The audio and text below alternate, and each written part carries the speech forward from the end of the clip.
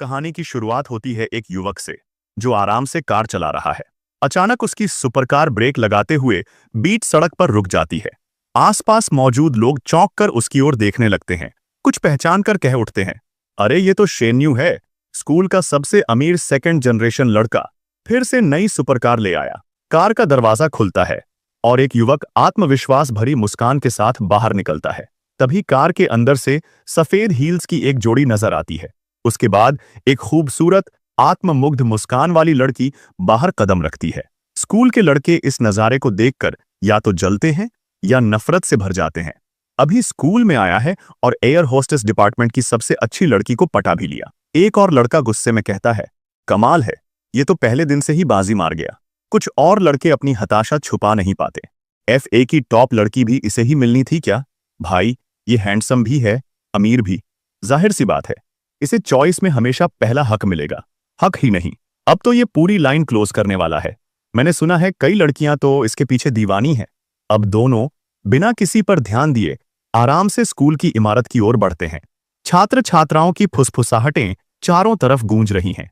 ऊपरी मंजिल पर खड़ी कुछ लड़कियां नीचे झांकते हुए उस लड़की को देखती हैं जो शेन्यू के साथ चल रही है। उनमें से एक जलन में कहती है, इससे ज्यादा तो मैं सुंदर हूं, बस थोड़ी देर कर दी, वरना अब तक मैं होती उसके साथ। उफ, दूसरी लड़की मुस्कुराते हुए जवाब देती है, मौका उसी को मिलता है जो तैयार रहता है, अब हार मत मान, पीछे मत रह। उसी वक्त शेन्यू अपनी पहचान भरी मुस्कान के साथ ऊपर देखता है जहां लड़कियां उसे देख रही हैं, और ऐसा मुस्कुराता है जैसे फूलों में मधुमक्खियां खिंचाएं। इसके बाद दोनों मॉल के अंदर चलते हैं, खुशमिजाज अंदाज में। लेकिन ये सब एक याद थी, शेन युआन के बीते हुए सुनहरे दिनों की। वो सोचता है कैसे सब कुछ उसके पास था, पैसा, शोहरत, लोग जिंदगी से जलते थे। लेकिन तीसरे साल में सब खत्म हो गया। एक तबाही ने सब छीन लिया। उसके परिवार की तीनों ट्रैवल कंपनियां बंद हो गईं, ऊपर से 1 करोड़ की कर्जदारी। हकीकत में लौटते हुए शेन युआन कमरे में घुसता है और जोर से पूछता है, भाइयों, ज्योंग भैया नाइट शिफ्ट पर गए क्या? वो घूमता है तो एक रूममेट ठंडी आवाज में कहता है, शेन युआन, मुझे नहीं लगता हम इतने क्लॉज हैं। एक और लड़का पीछे की ओर लेटता है और मखौल उड़ाते हुए कहता है, क्या तू अब भी अपने आप को वही रईस यंग मास्टर समझता है? तुम जब बुलाते थे हम आ जाते थे, जब कहते थे जाने को तो चुपचाप चले भी जाते थे। शेन युआन कुछ बोल नहीं पाता। उसे सांस लेने के लिए छत पर जाना पड़ता है। मन ही मन सोचता है, वो सारे पुराने दोस्त एक एक करके साथ छोड़ गए, मुझसे कतराने लगे हैं, अब मैं क्या करूं? माँ बाप और छोटी बहन को किराए के छोटे से कमरे में रहना पड़ रहा है। पहले मैं रोज बाहर जाकर रूम किराए पर ले लेता था, लेकिन अब हालत यह है कि कॉलेज हॉस्टल लौटने के अलावा कोई चारा नहीं। पहले जैसा बेफिक्र और फिजूल खर्च रहना अब तो सोच भी नहीं सकता। पता नहीं अगला पल भी ठीक से जी पाऊंगा या नहीं। तभी पीछे से आवाज आती है, शेन युआन। वो पलटता है, झिझकता है, लेकिन फिर चुपचाप वांटिंग के साथ कोने में चला जाता है। उसका चेहरा ठंडा पड़ा हुआ है। वांटिंग बिना कोई भाव दिखाए कहती है, शेनान, अब बहुत हो गया, अब मुझसे संपर्क मत करना। उम्मीद है कोई समझदार लड़की तुम्हें मिल जाए। वो एकदम सन्न रह जाता है। शक और तकलीफ से चेहरा उतर जाता है। धीरे से बोलता है, वांटिंग, 3 साल का रिश्ता यूं एक झटके में खत्म, इतनी बेरहमी से? वांटिंग की आंखों में ठंडापन साफ दिखता है। वो कहती है, जैसे कोई प्योर लव वॉरियर बनकर बोल रहा हो, कितना प्यार था, ये तो तुम्हें भी पता है। बालों को ठीक करते हुए बगल में खड़ी लग्जरी कार की ओर देखती है। जाने से पहले एक बार और कहती है, और हां, आगे से मुझे वांटिंग मत बुलाना। अगर दोबारा मिल भी गए तो बेहतर होगा कि अनजान बनकर निकल जाएं। इतना कहकर वो आराम से गाड़ी का दरवाजा खोलती है। शेन युआन ये सब सुनकर पूरी तरह टूट जाता है। वांटिंग कहती है, मेरा दोस्त आया है मुझे लेने। जैसे ही वो बैठने लगती है, शेन युआन तेजी से दरवाजा पकड़ता है। रुको, वांटिंग। वो चौंक जाती है, पसीना पसीना हो जाती है, घूमकर पूछती है, अब क्या है? अब उसकी आंखों में प्यार नहीं, बस एक ठंडी सी नजर और कड़वा लहजा है। वो जो ब्रांडेड बैग्स मैंने तुम्हें दिए थे, अब शायद तुम्हें उनकी जरूरत न पड़े, तो उन्हें वापस कर दो। वांटिंग का चेहरा तमतमा उठता है। शर्म नहीं आती? 3 साल साथ रही हूं और बदले में गिने चुने बैग्स दिए, अब ब्रेकअप हो गया तो वापस मांग रहे हो? शेन युआन का चेहरा सख्त हो जाता है। हल्की मुस्कान के साथ कहता है, अगर इतनी परेशानी है तो रहने दो, पैसे की जरूरत नहीं। चलो एक बार फिर उसी पुराने ख्वाब को जी लेते हैं। उसका चेहरा गुस्से से लाल हो जाता है। नफरत से कहती है, दफा हो जाओ, तभी कार के अंदर से किसी बुजुर्ग की आवाज आती है, वांटिंग, बैठो, नाराज होने की जरूरत नहीं। युवक, कहाँ जा रहे हो? अगर चाहो तो छोड़ दूं। शेन युआन उसकी ओर देखता है। एक बूढ़ा आदमी बैठा है जो खुद को बहुत समझदार मानता है। मन में सोचता है, मैं उसे वांटिंग बुलाऊं तो देहाती, लेकिन ये कहे तो सब ठीक। वाह, क्या मजाक है। ठंडे लहजे में जवाब देता है, नहीं चाहिए, मेरा घर पास ही है। बूढ़ा आदमी एक तरह से ताना मारते हुए कहता है, हम दोनों व्यस्त हैं, बस चिंता हुई कि कहीं सदमे में कुछ उल्टा सीधा न कर बैठो। मुझे लगा तुम्हें घर छोड़ दूं तो बेहतर होगा। ये सुनकर शेन युआन को ऐसा लगता है जैसे मिर्च चबाई हो, दिल के अंदर तक जलन होती है। सोचता है, एक तो जख्म दिया, ऊपर से छुरी भी घुसेड़ दी। अगर अब भी कुछ न कहूं तो सच में मूर्ख कहलाऊंगा। फिर गर्दन झुकाकर कार के दरवाजे की ओर देखता है और शालीनता से जवाब देता है, भाई साहब, आप अच्छे इंसान हैं, आपकी भलाई का शुक्रिया, लेकिन मेरा घर तो बहुत पास है, बस कुछ ही कदम की दूरी पर। शेन युआन उसकी तरफ मुड़ते हैं और बोलते हैं, वॉनेटिंग, तुम अच्छी लड़की हो, उम्मीद है कि तुम आगे चलकर उसका अच्छे से ख्याल रखोगी। जो वॉनेटिंग थोड़ा हैरान है, उसे समझ नहीं आता कि शेन युआन क्या करने जा रहे हैं। वो कार में बैठ जाती है। कार में बैठे आदमी के चेहरे पर आत्मसंतुष्टि की मुस्कान है। वो कहता है, चिंता मत करो वॉरिंग, मैं वांटिंग का ख्याल रखूंगा। इसी पल शेन युआन हरकत में आते हैं। एक मर्द का फर्ज है कि वो औरत को सबसे बेहतरीन चीजें दे। वांटिंग की कुछ आदतें हैं, उन्हें याद रखना। पहली, उसे ड्यूअल कॉन्डम इस्तेमाल करना पसंद है। दूसरी, उसे फिशनेट स्टॉकिंग्स पहनना अच्छा लगता है। बढ़िया क्वालिटी की जरूरत नहीं है, क्योंकि वो असुविधाजनक होती है। और तीसरी, उसे नर्स और पुलिस की वर्दी पहनना पसंद है। सेक्स के वक्त कार में बैठा बूढ़ा आदमी इतना गुस्से में आ जाता है कि उसका चेहरा एकदम सफेद पड़ जाता है। वो ताना मारते हुए कहता है, बोलने में तो बड़े माहिर हो। इतना कहकर वो शीशा चढ़ा देता है और कार तेजी से दौड़ा देता है। शेन युआन बस खड़े रह जाते हैं, कार को जाते हुए देखते हैं और हल्की सांस छोड़ते हुए बुदबुदाते हैं, अंकल, मैंने तो बस जरूरी बातें बताई थीं। जो वांटिंग, शायद तुम्हारा फैसला सही हो। तेज धूप आंखों में चुभती है। वो आंखें मिचमिचाकर हाथ से छांव करते हैं और बिना किसी भाव के कहते हैं, छोड़ो, अब मेरा इससे कोई लेना देना नहीं। उम्मीद है तुम्हारा फैसला तुम्हें एक परफेक्ट जिंदगी दे पाए। अचानक कहीं से एक यांत्रिक सी आवाज सुनाई देती है, बिल्कुल सही, हर किसी को अपनी परफेक्ट लाइफ पाने की कोशिश करनी चाहिए। परफेक्ट लाइफ सिस्टम डाउनलोड हो रहा है। ऊपर की चुभती धूप अचानक गायब हो जाती है। उसकी जगह एक सुनहरी नारंगी रंग की सिस्टम स्क्रीन आ जाती है, जिसे देखकर शेन युआन दंग रह जाते हैं। उनके सिर के ऊपर जानकारी उभरती है, होस्ट शेन युआन, उम्र 21 साल, कद 182 सेंटीमीटर, वजन 70 किलो, संपत्ति मूल्य 87, सेहत मूल्य 72, शारीरिक ताकत 75, कौशल कोई नहीं। शेन युआन पसीना पसीना हो जाते हैं। खुद की तरफ इशारा करते हुए उलझन में पूछते हैं, होस्ट, मैंने तो न जीने की बात की न मरने की, फिर ये सब क्या है? सिस्टम पैनल फिर उभरता है, इस बार ढेर सारे टास्क्स की लिस्ट के साथ। परफेक्ट लाइफ सिस्टम सफलतापूर्वक डाउनलोड हो गया है। एक परफेक्ट लाइफ के लिए सिर्फ पैसे नहीं, बल्कि विपरीत लिंग के प्रति सम्मान और लगाव भी जरूरी है। सीमित समय का कार्य शुरू करें। अपने आसपास की हमउम्र लड़की पर पैसा खर्च करें जिसकी पसंदगी रेटिंग 60 से ज्यादा हो, और उसका सम्मान हासिल करें। टास्क रिवॉर्ड, पैसे। अगर आप चाहें तो मैं इसका अगला हिस्सा भी ऐसे ही अनुदित कर सकता हूं। जो खर्चा विपरीत लिंग पर किया जाएगा वह 3 गुना वापस होगा। यदि इस खर्च के दौरान विपरीत लिंग का पसंदीगी रेट 3 अंक बढ़ जाता है तो वह पैसा 2 बार वापस होगा। ध्यान रहे, खर्चा केवल अकाउंट या नकद से किया जा सकता है। शेनु अपने सामने जो हो रहा है उस पर विश्वास नहीं कर पा रहा है। वह बार बार अपना सिर पीटता है, सोचता है, क्या मेरे पास सच में कोई सिस्टम है? क्या यह सच है या सिर्फ एक भ्रांति? तभी अचानक एक नरम आवाज उसके पीछे से आती है। शेनु एक लड़की को देखता है जो उसे चिंता भरी आंखों से देख रही है।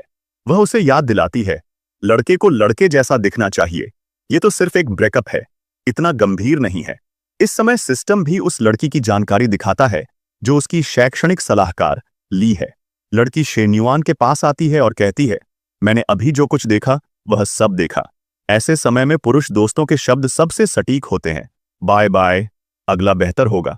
शेनु चुपचाप मुड़कर ली को देखता है और तभी वह नोट करता है कि ली के सिर के ऊपर पिंक नंबर 65 लिखा है। वह हैरान होकर सोचता है, ली शिक्षक के सिर के ऊपर यह क्या है? और तभी सिस्टम से एक सूचना आती है, ली क्सियो की पसंदीगी रेटिंग होस्ट के प्रति 65 है। शेनु चौंक जाता है और इस नंबर और नोट को देखकर सोचता है, यानी कि जो परफेक्ट लाइफ सिस्टम अभी तक था वह कोई भ्रांति नहीं थी, वह सच में मौजूद है। ली इस समय अभी भी कुछ नहीं जानती, बस मुस्कुराते हुए उसे प्रोत्साहित करती है। लियू के दोस्त शेणु, हिम्मत रखो। शेणु खुशी से अपना सिर खुजलाता है और शर्माते हुए कहता है, मैं ठीक हूं शिक्षक ली। वह अपने आप में सोचता है, तो मुझे सच में एक हैक मिल गया है। ली मुस्कुराती हुई और कहती है, ठीक है, वह स्कॉलरशिप के बारे में क्या, जो मैंने पिछली बार तुम्हें बताया था, क्या तुमने सोचा है? दस्तावेज पहले ही सबमिट कर दिए गए हैं। ये वही चीज है जो मैं तुम्हारी मदद के लिए कर सकती हूँ। शेणु ईमानदारी से जवाब देता है, कुछ हजार युआन तो मेरे परिवार के कर्ज की तुलना में कुछ भी नहीं है। अच्छा होगा कि वह स्कॉलरशिप की रकम दूसरे छात्रों को दे दी जाए जिन्हें इसकी ज्यादा जरूरत है। ली कुछ देर चुप रहती है और फिर कहती है, अगर तुम ऐसा कह रहे हो तो मैं तुम्हें और नहीं समझाऊंगी। वह धीरे से मुस्कुराती है और शेणु को सलाह देती है, अगर भविष्य में तुम्हें कोई भी परेशानी हो तो कभी भी मुझसे संपर्क करना, यहां तक कि रिश्तों की समस्याएं भी। यह कहकर वह शेणु को अलविदा कहती है और मुड़कर चली जाती है। शेणु कुछ देर तक ली को देखता है और फिर अपने सामने सिस्टम पैनल पर ध्यान देता है। वह सोचता है, क्या सिस्टम के लिमिटेड टाइम टास्क के अनुसार यह पैसा सच में 2 बार लौट सकता है या मुझे इसका परीक्षण करना चाहिए? यह सोचते हुए शेणु दौड़कर ली के पास जाता है, उसका हाथ पकड़ता है और कहता है, टीचर ली, मुझे इतना ध्यान रखने के लिए धन्यवाद। रुकिए, मैं आपको 1 कप मिल्क टी खरीद कर लाता हूं। ली हैरान होकर जवाब देती है, ऐसा करने की जरूरत नहीं है छात्र शेन। लेकिन वह कुछ कह पाती इससे पहले ही शेणु दौड़कर चला जाता है। कुछ देर बाद शेणु 1 कप मिल्क टी के साथ वापस आता है, उसे ली को देता है और कहता है, टीचर ली, ये लीजिए। ली मिल्क टी लेने के लिए अपना हाथ बढ़ाती है और हल्की सी मुस्कान के साथ धन्यवाद कहती है। इसके बाद शेणु अपना फोन निकालकर नोटिफिकेशन चेक करता है। फोन पर एक नोटिफिकेशन दिखता है, कंस्ट्रक्शन बैंक कार्ड के साथ। उसके आखिरी 4 अंकों वाले नंबर 098 पर 10 मई को शाम 4:40 पर 18 युआन आ गया था। खाता बैलेंस 99 युआन था। उसने इसे एक बार पढ़ा और पहले का बैलेंस 87 युआन था। 6 युआन मिल्क टी खरीदने के लिए खर्च किए, जिससे बैलेंस 81 युआन रह गया। अब जब उसने 18 युआन का ट्रांसफर देखा तो बैलेंस 99 युआन हो गया। रिटर्न सच में था। शेन युआन की आंखें चौड़ी हो गईं और वह हैरान होते हुए सोचता है, जब तक टीचर ली की मेरी ओर फेवरेबिलिटी 60 से ऊपर रहती है, क्या मैं उन्हें बार बार पैसे खर्च कर सकता हूं और फिर सिस्टम से वापस पैसा पा सकता हूं? शेन युआन लिया के जाने के बाद उसकी पीठ को देखता है। उसका दिल खुशी से भर जाता है और सोचता है, मेरे घर का कर्ज चुकाने का मौका मिल सकता है। बस अगर सही से काम किया तो मेरा घर पहले से भी ज्यादा अमीर हो जाएगा। शेन युआन की आंखों में चमक आ जाती है और वह सोचता है, मुझे अतीत में लौटने की जरूरत नहीं है, मुझे अतीत से आगे निकलना है। वह रुकता है और हिसाब लगाता है, मगर मेरा वर्तमान पूंजी तो सिर्फ 99 युआन है, ये बहुत कम है। अब सबसे जरूरी काम है पूंजी जुटाना और एक उपयुक्त छोटी बहन ढूंढना, फिर उन पर पैसे खर्च करना। शेन युआन पास की दीवार के सहारे खड़ा होकर फोन पर स्क्रॉल करते हुए सोच रहा है कि क्रेडिट लिमिट केवल 5000 युआन मिल सकती है। जेबी से लोन 20,000 युआन है, बिजनेस लोन 2584 युआन है और शुरुआत में उसके पास 99 युआन थे। कुल मिलाकर उसकी हाथ में जो पैसा था वो था 49,682 युआन, जो सड़क के किनारे फेंके गए कचरे की तरह लग रहा था। शेन युआन अपने हाथ में बैग को देखता है और दिल में सोचता है, इस बैग की कीमत 39,800 युआन है। ये इस साल के स्प्रिंग मॉडल का है। मुझे कहना पड़ेगा कि ये एक हाई एंड इमिटेशन है ताकि टीचर ली इसे स्वीकार कर लें। बैग को हाथ में पकड़े हुए शेन युआन ली सीओ के ऑफिस जाता है। वह दरवाजा खटखटाता है, दिल में सोचता है, मुझे नहीं पता टीचर ली का कोई बॉयफ्रेंड है या नहीं। लीजी दरवाजा खोलने के लिए बाहर आती है और उसे देखते हुए हैरान होकर पूछती है, शेन, ये तुम हो? शेन युआन शिष्टता से पूछता है, टीचर ली, क्या मैं आपको परेशान कर रहा हूं? क्या आप खाना बना रहे हैं? लीजी शेन युआन की तरफ बैग को देखकर जिज्ञासा से पूछती है, क्या बात है? शेन युआन बिना गोलमोल बात किए बैग उसे देते हुए कहता है, टीचर ली, आपने मेरी 3 साल की यूनिवर्सिटी की पढ़ाई में बहुत मदद की है। मैं हमेशा महसूस करता था कि मुझे कुछ करना चाहिए, लेकिन आज मैंने आखिरकार दूसरों की मदद करने की अहमियत और गर्मजोशी समझी। यह मेरी तरफ से एक छोटी सी चीज है, कृपया इसे स्वीकार करें। लीजी शेन युआन के हाथ में बैग को हैरान होकर देखती है, सोचते हुए कि यह बैग बहुत महंगा लगता है। नहीं नहीं नहीं, यह सोचकर वह कहती है, मैं एक टीचर हूं, ये सब मेरी जिम्मेदारी है। इसमें कोई खास बात नहीं है। मैं बाकी स्टूडेंट्स के साथ भी ऐसा ही व्यवहार करती हूं, ये जरूरी नहीं है।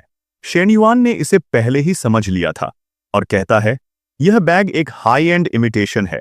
इसकी कीमत बस 200 रुपये है। आप तो जानती हैं कि मेरे घर की हालत क्या है। मैं कैसे बेवजह खर्च कर सकती हूँ।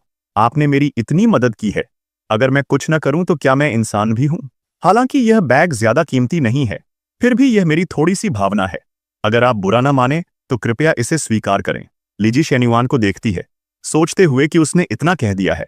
अगर अब इसे न स्वीकार किया तो यह उसकी बेइज्जती होगी। ऐसे वक्त पर मुझे उसे और उत्तेजित नहीं करना चाहिए।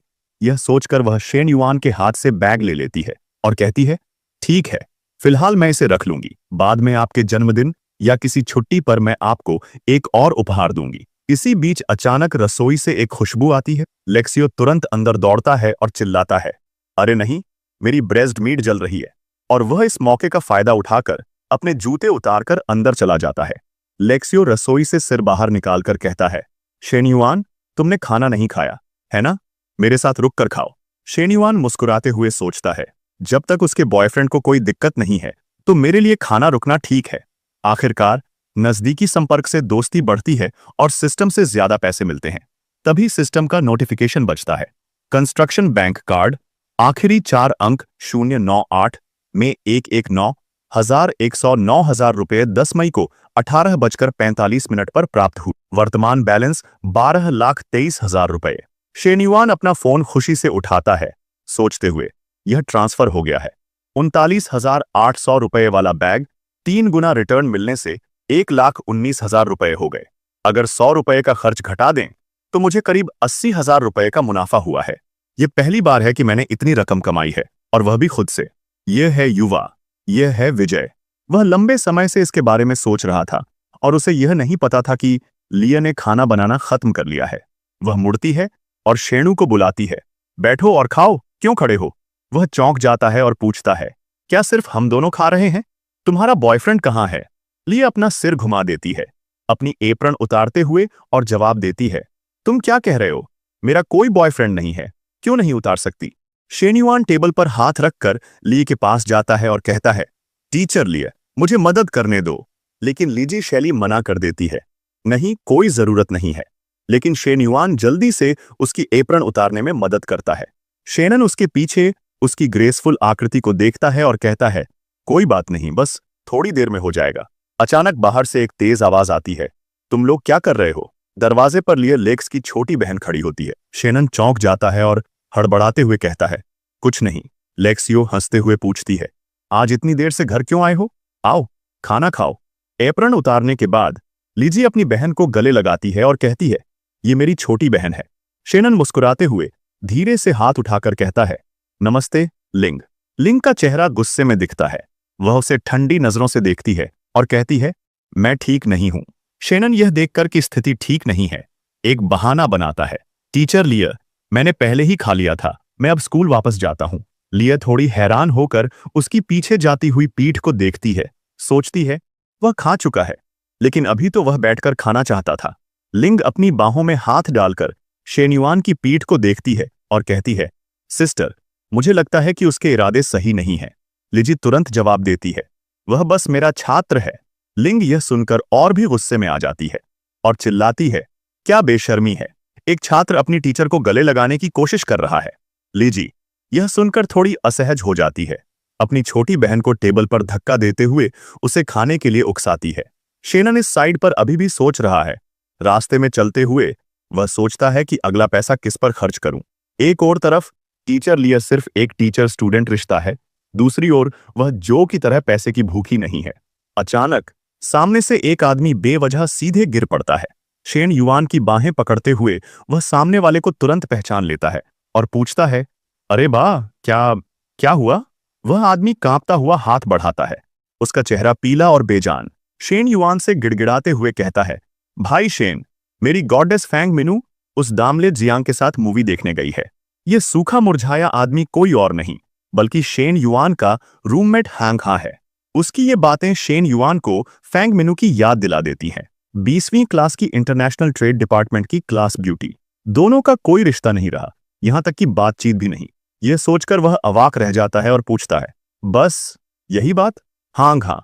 शेन युआन की उदासीनता देखकर हैरान होता है और पूछता है, भाई शेन, ये क्या एक्सप्रेशन है? तुम मेरा मजाक तो नहीं उड़ा रहे? शेन युआन इधर उधर देखता है और कहता है, शोर मत कर, देखो वो कौन आ रही है। अचानक हांग हाँ की आंखें चमक उठती हैं। सामने चल रही दो खूबसूरत लड़कियों को देखकर उसका चेहरा तुरंत लाल हो जाता है और उसकी रंगत भी वापस आ जाती है। वह उत्साह से पूछता है, शेन युआन, वो बस उस लीन पिंग के साथ मूवी देखने गई है ना भाई शेन? वे किसी रूम रेंट करने नहीं गए। मैं बहुत खुश हूं, मेरा अभी भी मौका है ना? हांग हाँ की इस दयनीय हालत को देखकर शेन युआन सोचता है, किसी लड़की को पसंद करके खुद को इतना छोटा कर लेना। हांग, तू इस तरह मीठे फल कैसे खाएगा?